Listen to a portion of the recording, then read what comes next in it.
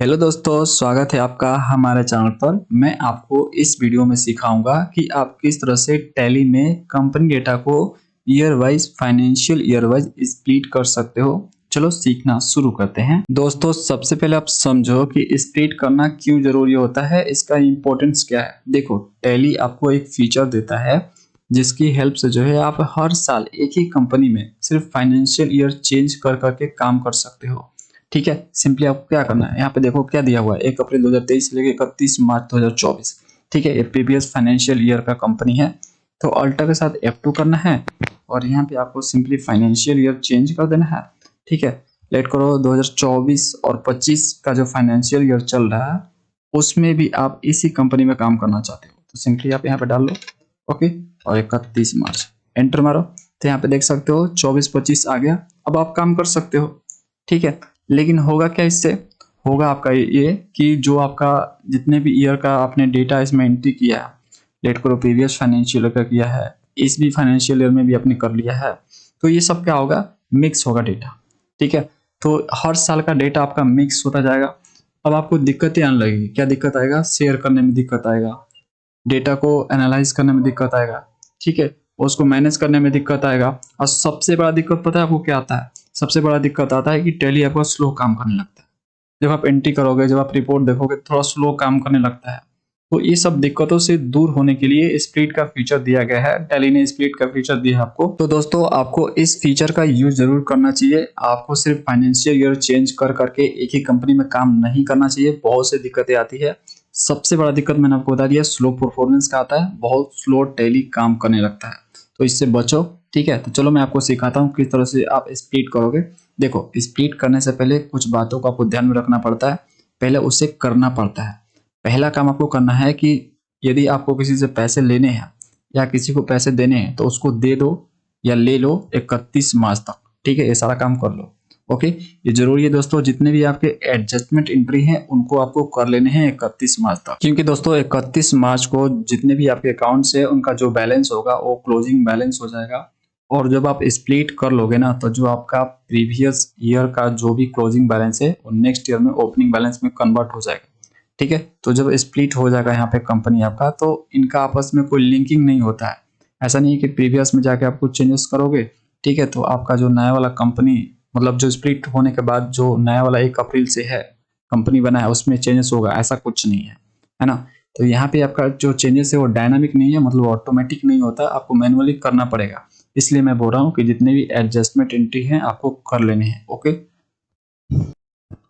एक मैं आपको एडजस्टमेंट एंट्री करके दिखा रहा हूँ, वैसे ही आपको करने हैं। पैसे लेना है ले लो, देना है दे दो। ठीक है, किसी बिल को आपको क्लियर करना है कर लो, सब कुछ जो करना है आप 31 मार्च तक कर लो। ठीक है, जरूरी नहीं है कि जो व्यक्ति आपको पैसा नहीं दे रहा उससे जबरदस्ती लेंगे। ठीक है, जो दे रहा उसी से लोगे, जो नहीं दे रहा ठीक है 2-3 महीना बाद बोला तो 2-3 महीना आपका नेक्स्ट फाइनेंशियल ईयर में आ जाएगा।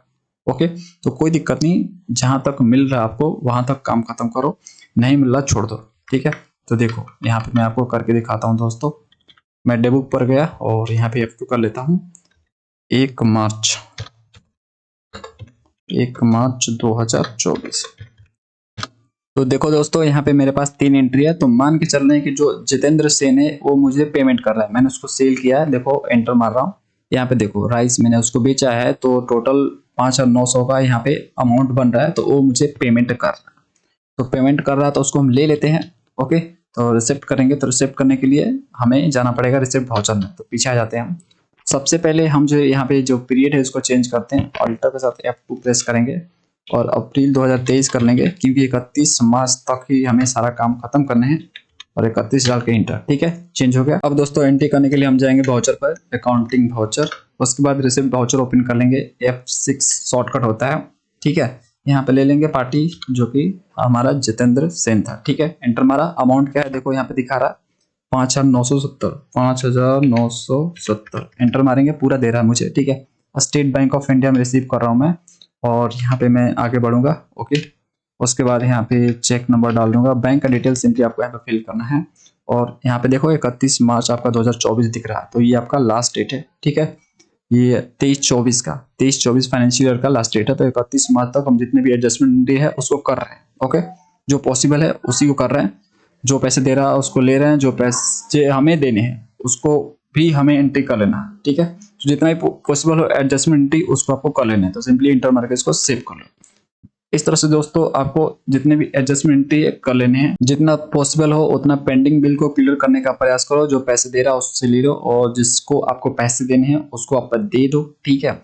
चलो अब नेक्स्ट स्टेप पे आते हैं। अगले स्टेप में आपको क्या करने होते हैं, अगले स्टेप में आपको अपने कंपनी डेटा को बैकअप लेने होते हैं, ठीक है।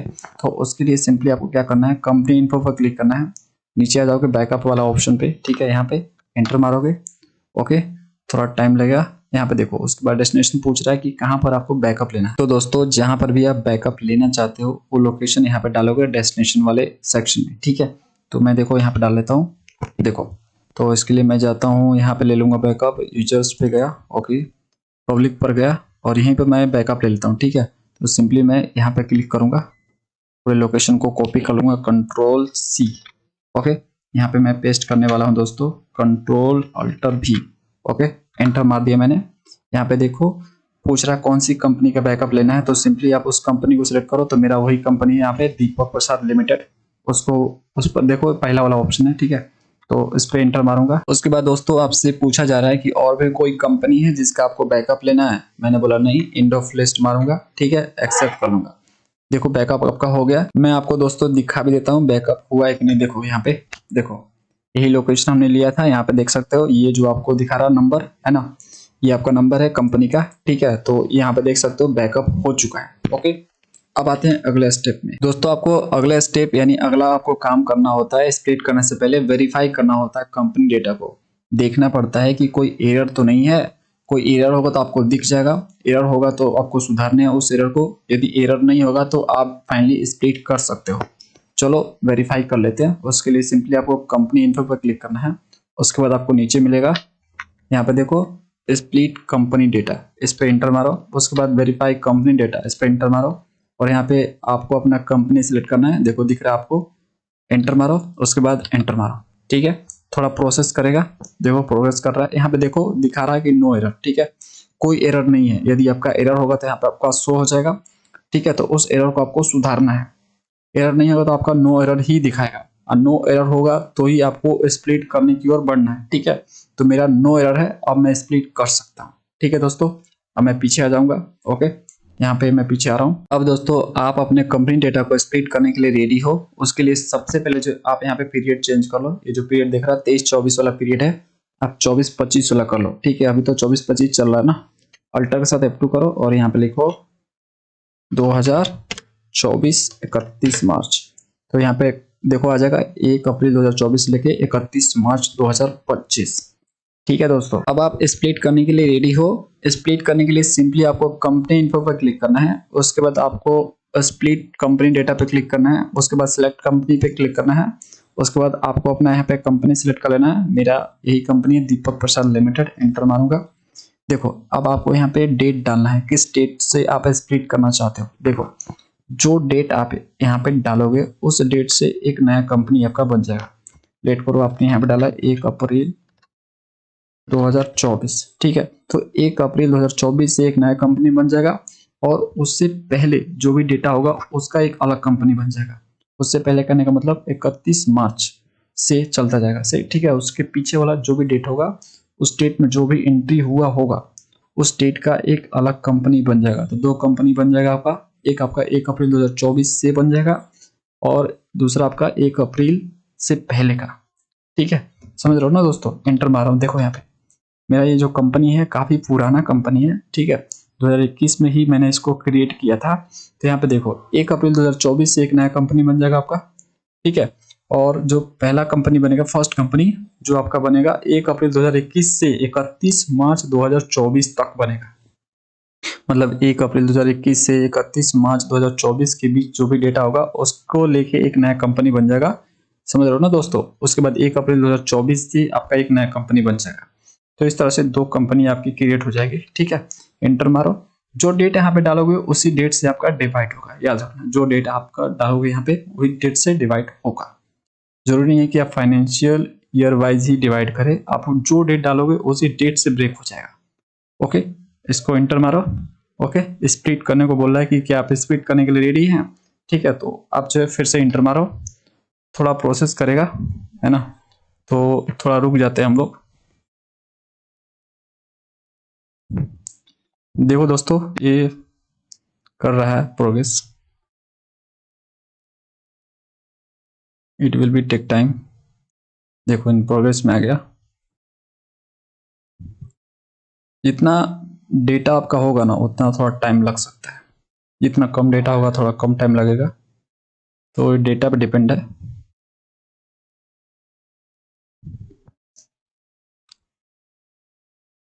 देखो दोस्तों, हो गया, स्प्लिट हो गया, पीछे आ जाता है। देखो, देख सकते हो यहाँ पे आपका दो कंपनी क्रिएट हो चुका है।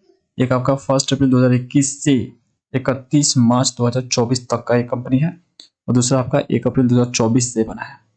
ठीक है, यहाँ पे देख सकते हो, इसमें आपका एंट्री दिखा रहा, इसमें आपको कोई एंट्री नहीं दिखा रहा, है ना, क्योंकि ये तो आपका अभी आपने स्प्लिट किया ना इसको, तो इसमें आपने यदि एंट्री नहीं किया होगा या मतलब ये वाले फाइनेंशियल ईयर में, तो आपका यहाँ पे नो वाउचर एंटर दिखाएगा यहाँ पे। ठीक है, अब देखो इन दोनों का कोई लिंकिंग नहीं है आपस में।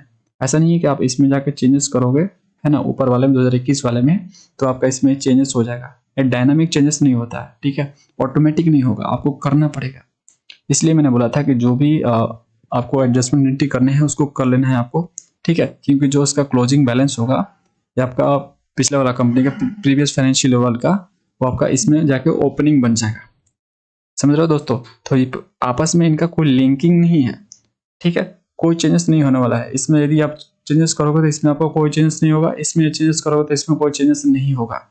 तो आप चाहो तो प्रीवियस वाले को डिलीट कर सकते हो, आपकी इच्छा है, माने तो डिलीट करो, अदरवाइज मत करो। ठीक है, नेसेसरी नहीं है डिलीट करना, तो ये देख लो आप अपने अनुसार, डिलीट करना है तो करो, अदरवाइज छोड़ दो। दोस्तों मैं आपको दिखा भी देता हूँ किस तरह से क्लोजिंग आपका ओपनिंग में नए वाला कंपनी में कन्वर्ट हो गया है। देखो 2021 वाले पे क्लिक करता हूँ मैं, ठीक है, और इसका मैं दिखाता हूँ बैलेंस आपको।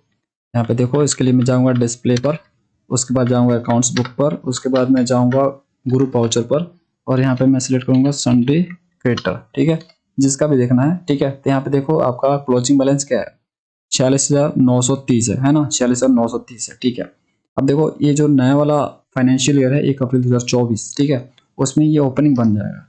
कैसे, देखो मैं आपको दिखाता हूँ। देखो अब मैं इस पर क्लिक कर रहा हूँ, ठीक है, ये आपका ओपन हो चुका है 1 अप्रैल 2024 वाला, है ना। अब देखो फिर से जाऊंगा मैं ग्रुप वाउचर पर, और यहाँ पे सन्ड्री क्रेडिटर, ठीक है, एंटर। यहाँ पे देख सकते हो ओपनिंग में आपका बैलेंस आपको दिखा रहा है 46,930 बन गया ना ओपनिंग, जो उसमें क्लोजिंग था यहाँ पे जाके ओपनिंग बन गया। तो ये ऑटोमेटिक टैली कर देता है, इसलिए मैंने आपको बोला कि सारे एडजस्टमेंट एंट्री आपको कर लेने हैं, क्योंकि प्रीवियस का क्लोजिंग आपका नया वाला का ओपनिंग बनने वाला है। इस तरह से दोस्तों आप इस फीचर का यूज करके अपनी कंपनी डेटा को डिवाइड कर सकते हो, और अलग अलग जो है उसको एनालाइज कर सकते हो, शेयर कर सकते हो, है ना, एंट्री का मेंटेनेंस कर सकते हो, जैसे आप करना चाहो वैसे कर सकते हो। इससे आपका टैली भी थोड़ा फास्ट काम करता है, सही से काम करता है, स्लो नहीं होता है। ठीक है दोस्तों, आज के वीडियो में इतना ही। मिलेंगे नेक्स्ट वीडियो में। हम आपके लिए इसी तरह से टैली और जीएसटी से रिलेटेड वीडियो लाते रहते हैं, इसलिए आप हमारे चैनल को सब्सक्राइब जरूर करें। मिलते हैं नेक्स्ट वीडियो में। Thanks for watching.